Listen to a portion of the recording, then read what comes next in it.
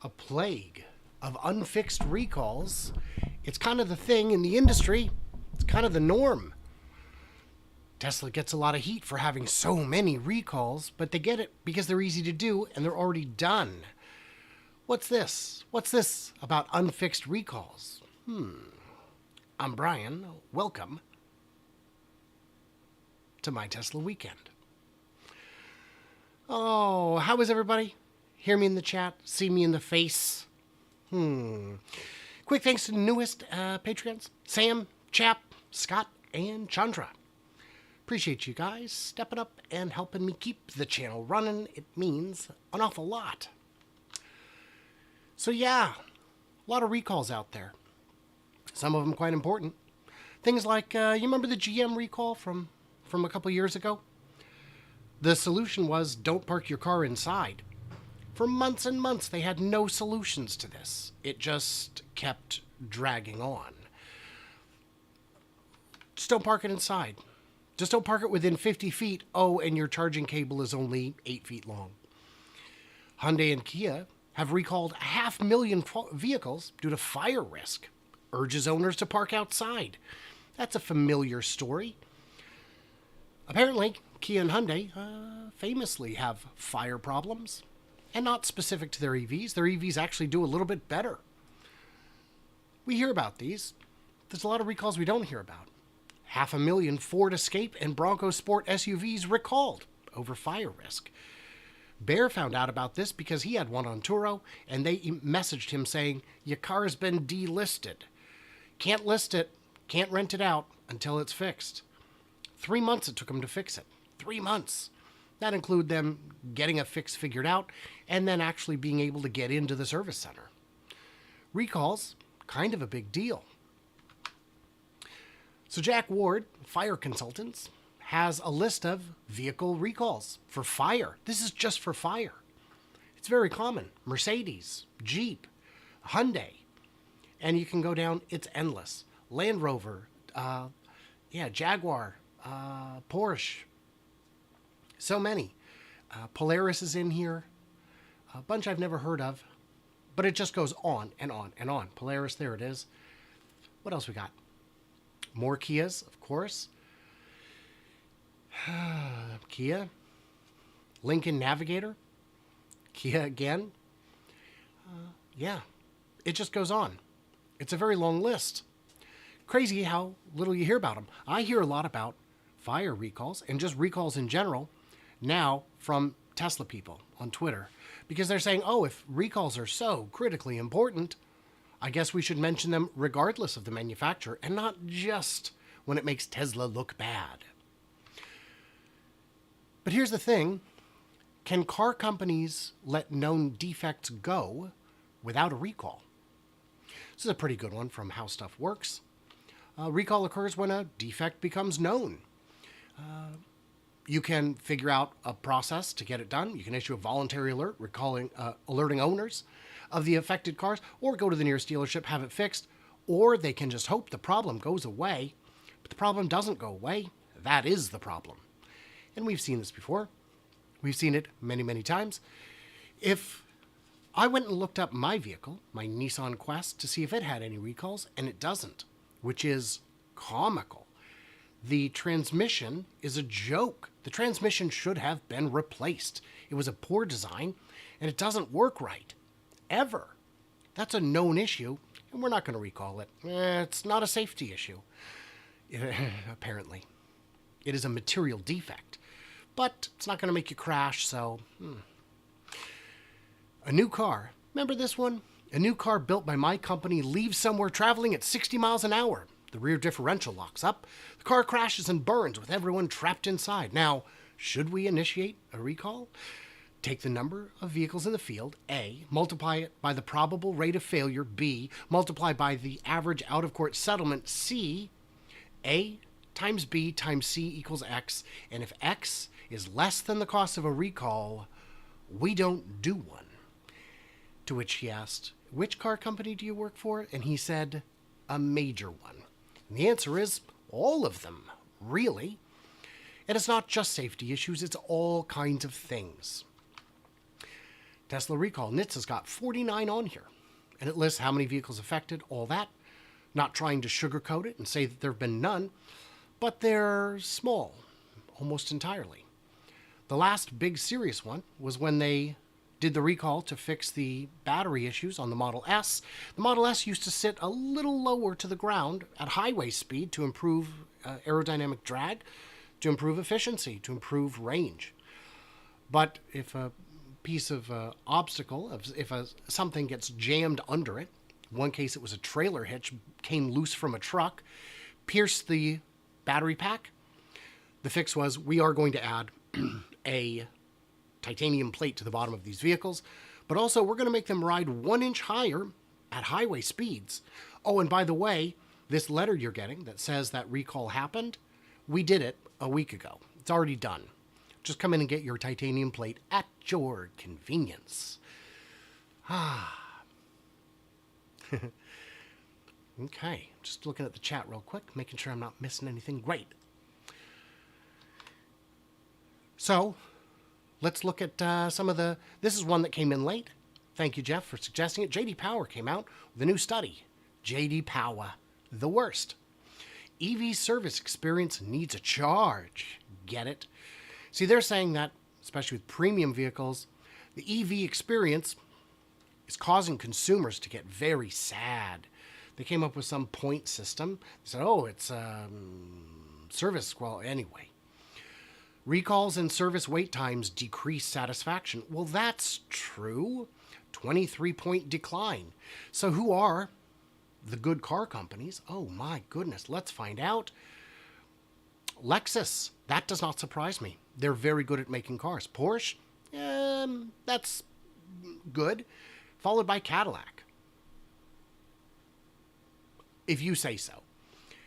And then among mass market brands, Mitsubishi leads the ranking for the first time with a score of 884. Now, the big takeaway here is that Mitsubishi still sells cars in America. Did you know that? Let's see how many. Would you look at that? Last year, they sold 85,000 cars. That's like 750 a week. That's anemic. That is not good sales. What are we... And the other one they said was Subaru. Yeah, Subaru did very well. Subaru, big company, famous company. They're only at about 500,000. 500,000. That's not great. And 2022 was worse than 2021. I would think that everything would have been getting back up to speed. I would have been mistaken. But what are these recalls? Forbes reports Tesla recalls 4 million cars since January of 2022.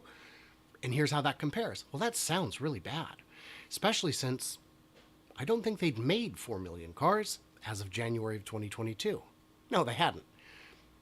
So that's interesting. I guess we're counting some cars twice. Now, this article is fairly recent, less than a month old, about a month old.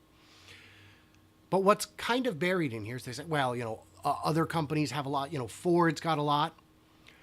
Twice as many cars, almost 4 times as many recalls. General Motors, 3.5 million cars. That's fewer than Tesla, but 34 recalls. So wait, how can Tesla have 4.1 million recalls on fewer? I feel like something's missing, and I feel like it's missing on purpose. Let's find it. Yeah, 81% of all recalls have been since January 2022. Well, that's because the software running on it is the same for all the cars. And if there's a software update that is deemed critical, it is done on all cars. Tangent. Just a tangent. Just something I feel like we should maybe mention. The vast amount, 99% of cars Tesla has recalled, were fixed over the air. 99%. What are we doing here? Is this for real? This should be the headline. 99% of the cars. So that means 1% of 4 million. So that'd be 40,000. 40,000 cars, actually had to come back in for something. And we saw what it was a minute ago. It was the brake lights, or the brake light was coming loose, a nut needed to be tightened, things like that. So that's not such a big deal. Now, we do have a poll going. Should these even be called recalls, when really it's just a patch? Brian Rashetsky says it should be called updates. Someone earlier on had said a patch. There's a lot of things you could call it. And the reason it doesn't have a different name is because it never needed one until recently. There's a point I'm getting at here. Now, you may have heard, Teslas are being investigated for something, a loose steering wheel nut, for example. Do you know you can initiate a recall investigation by petition, by submitting a complaint? And if someone else also submits the same complaint, they may open up an investigation. On the loose steering wheel nut, there were only 2 people. And I mentioned this before. One of them has the same name as an engineer at Argo AI at one of Tesla's FSD competitors. That's potentially a conflict of interest and would raise some questions. 2 cars out of 4 million, that means the odds that it happened to you are the same as the odds of flipping a coin and coming up heads 21 times in a row. Have a seat, pull out a coin, let me know when you get to 21. That's how silly it is. And it does have other criteria. And all of these will be in the show notes when the show ends. So this is an interesting one. This is a big PDF document giving examples of times when car companies chose not to do a recall. And we know some of them, but there's a lot of times when a car company knows they should do a recall, but it just doesn't make financial sense. That's a bad reason to not do a recall. And there's a lot of them. The airbags, the Takata airbags, they were very slow to recall those, and those were very serious. And a lot of these lead to deaths. And this document covers also food and refineries. It covers a lot of things they knew and they failed to. So yeah, drugs, consumer products, food safety, automobiles, environment, there's a lot. It's endless would be kind of an overstatement, but it feels like it when you try to read this quite lengthy document. So then you've got GM's scandal of 2024. Remember this guy? This was a lot of fun. What happened? Well, they knew that the ignition switches were faulty, but they didn't want to recall 2.6 million cars. It led to 97 deaths. They just didn't recall them. Now, Tesla doesn't have that incentive because they can just push the update. It just goes out. The only cost they have is mailing a letter telling you, by the way, there was an update. It's already updated. You're good. They knew about the faulty switches since 2003. Slow to fix the problem because it would have cost too much. And boy, did they get in trouble. What a slap on the wrist that was. GM had recalled 28 million vehicles in 2014. This should have sunk them. But what if it's the littler things? How many little things do we not know about because it didn't result in 97 deaths, but maybe 1 or 2? I would argue that having a company that's able to push out a recall, a safety recall, in such an easy manner is a good thing. One of the safety recalls I remember that Tesla had to deal with was the California stops. In some places, FSD would do California stops.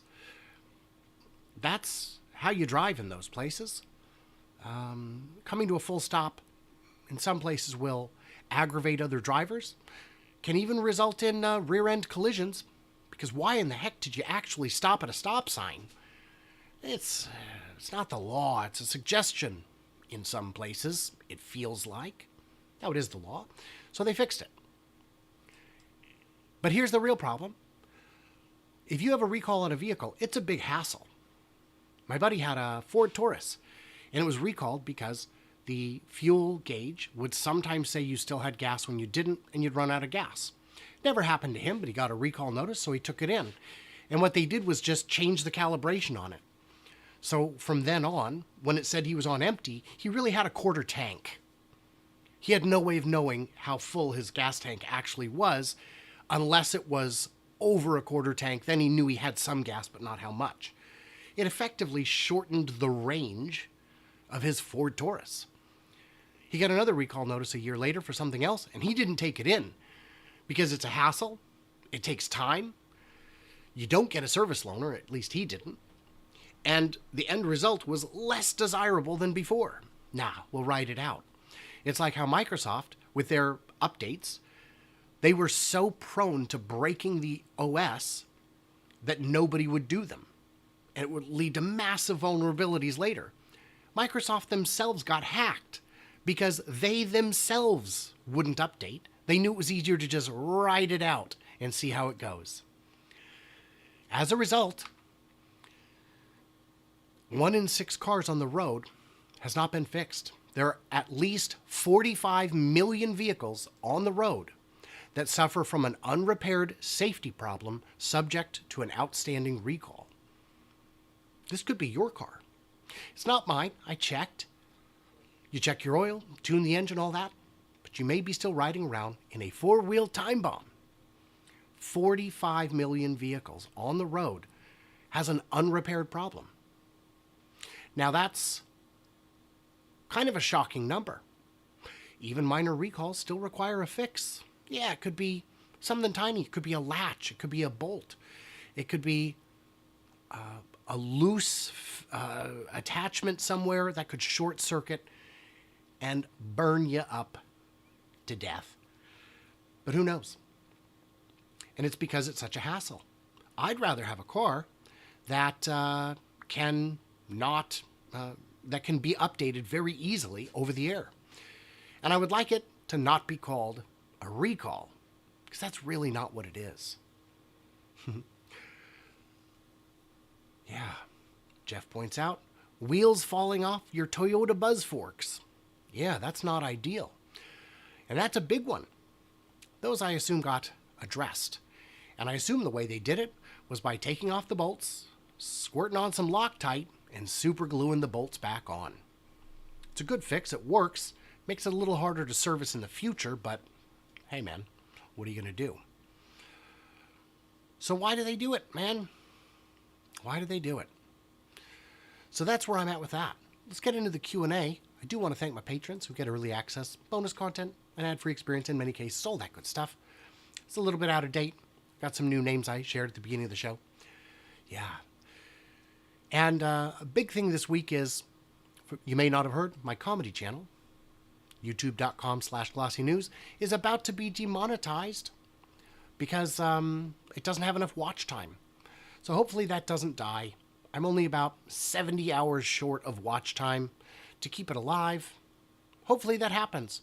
And if it does, maybe I'll put some funny Tesla content up. That would be fun. That's something I've always wanted to do, like actually funny stuff, but we'll see. So we'll check it out.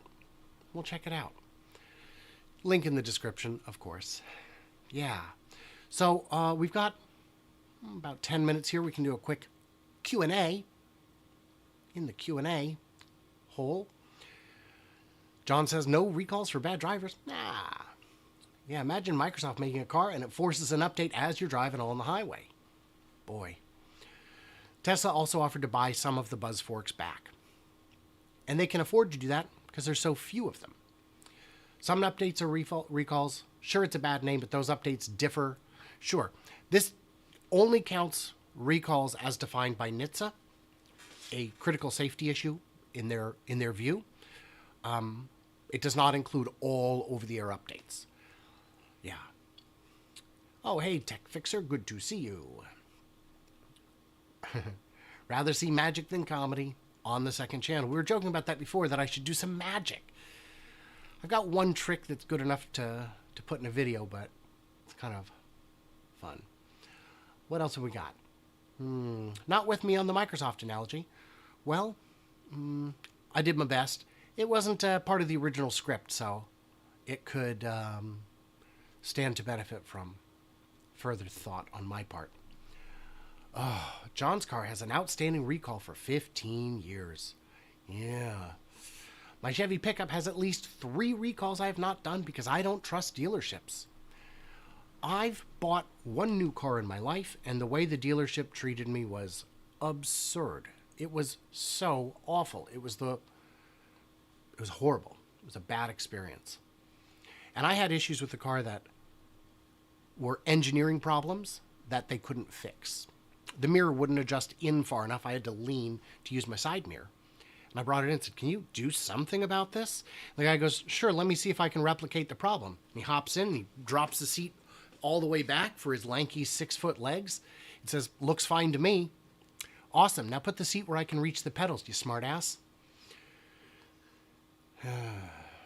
GM leads in recalls unfulfilled. Boy, that may be true. That doesn't sound wrong at all. Send those recalled drugs to me. It's so much fun, John Bay says, it's so much fun to see the exaggeration of issues with Tesla, and so many others don't get reported in the news. Well, they get reported, but they don't make front page. They're not all over the place. They're not plastered wall to wall on social media.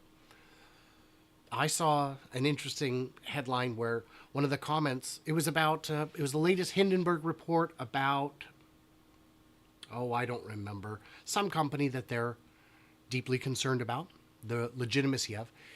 And on Twitter, the guy was saying, "Well, I think they should go after Tesla next."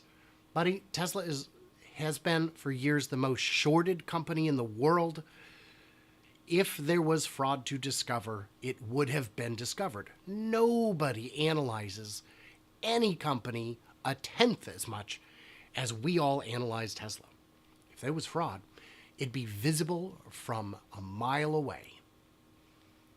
Harley Davidson's does call its recalls updates. I wonder how that works. I guess I'll have to look into that. It means Tesla has very few hardware issues.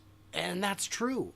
I was talking with Tim, Oracle Tim, yes, from Oracle Investments, and we were saying how the motors just don't fail.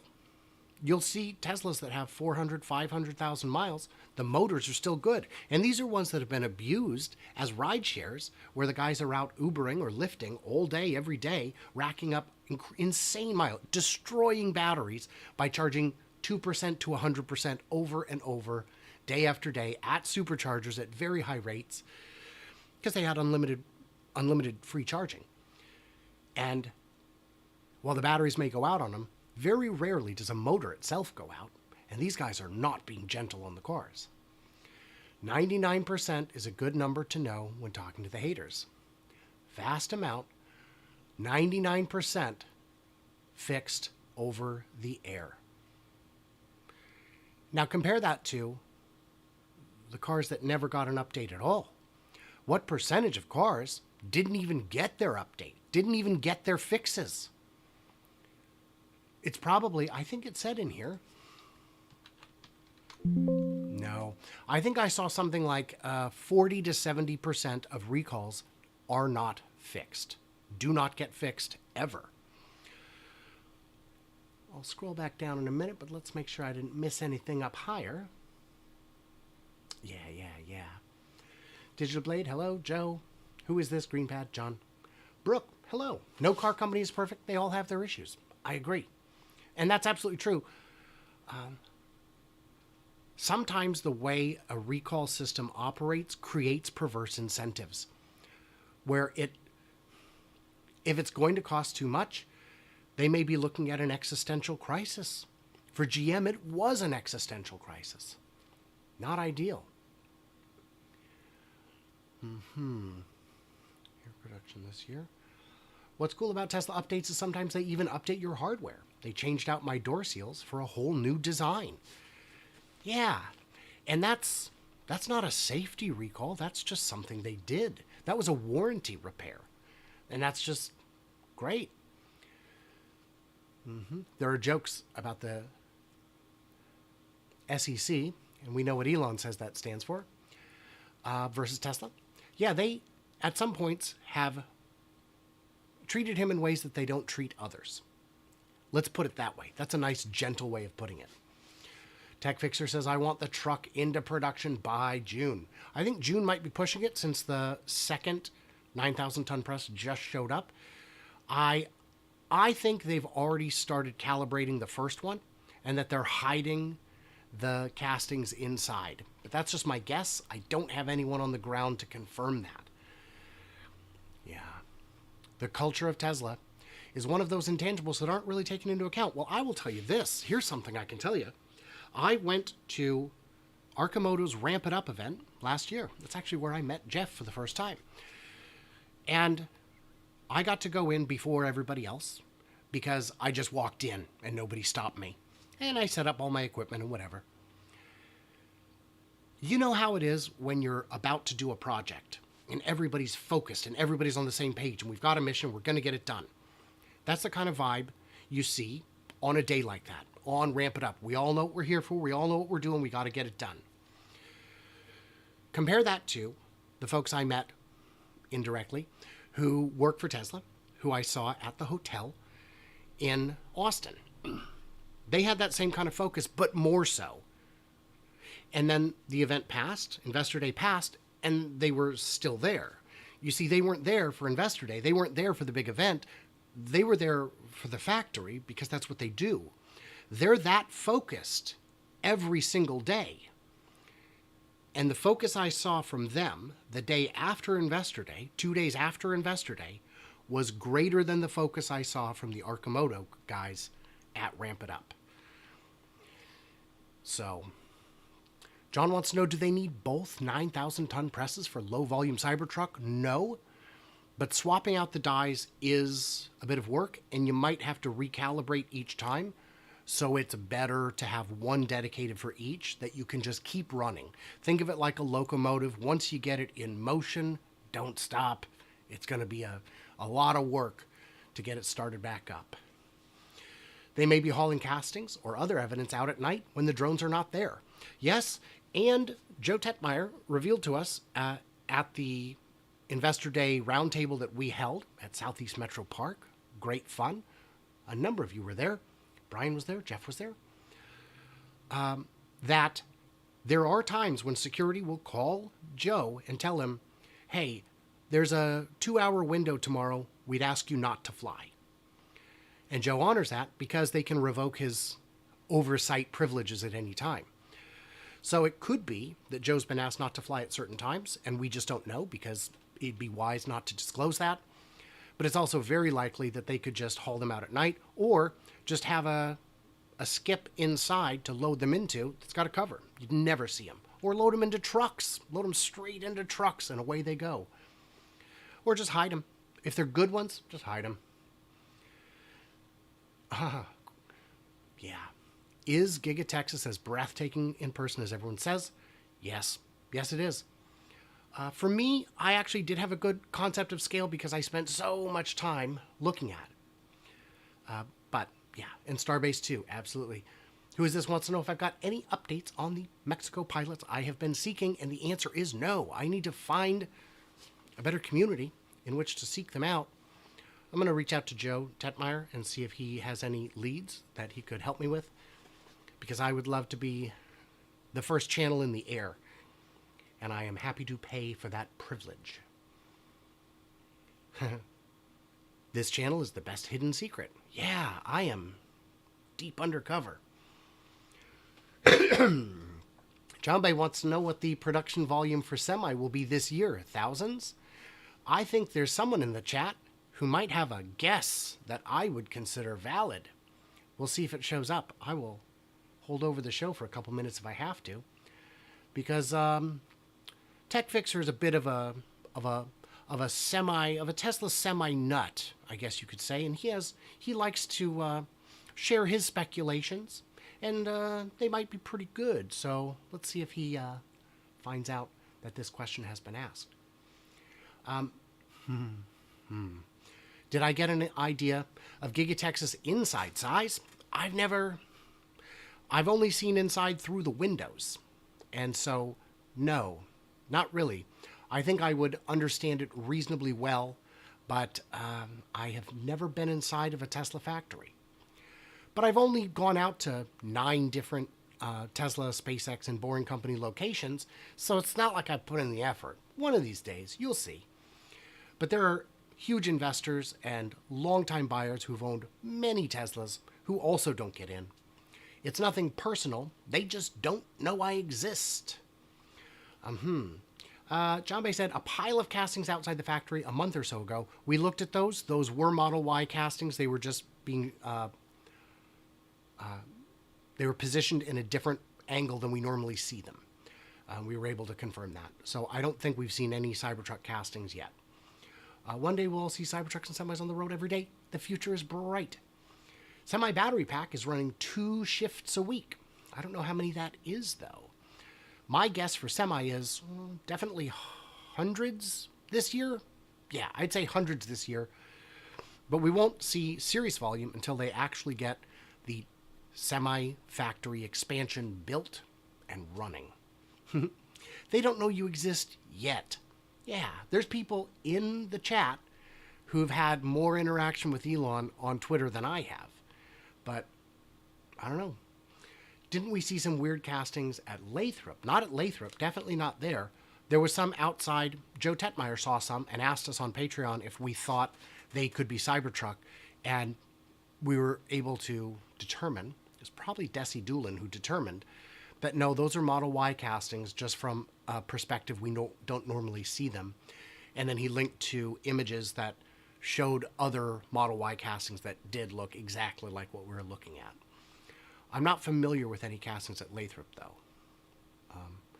And at Fremont, I've been watching all the drone footage, and the only thing I've seen is that it's cleaner, that it's tidier and better organized outside.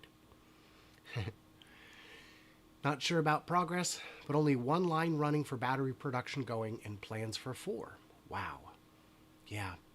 It's going to be fun. This is going to be a big year, but I say that every year, and every year I'm right. The growth ain't done. It's just getting started. Lathrop will be a giant money printer. It will, and it is. There's a new one we just saw in the news in the last day or two. A new 147 megapack installation somewhere. It is, yeah, okay. And Megapack is still running at Gigafactory 1 Nevada. That will increase volume. And Megapack itself at Lathrop it's going to be a money printer. Lathrop looks like Fremont in several buildings, but some of those are suppliers not Tesla owned. Okay. I haven't looked as much at Lathrop, but I should. Any thoughts on the supply chain freight article on Giga Mexico? Supply chain and freight article. You'll have to remind me, Steve. It's vaguely... I've been very busy. I'm up to... What have I done this year? Or this month? 35 videos this month across mine and other channels.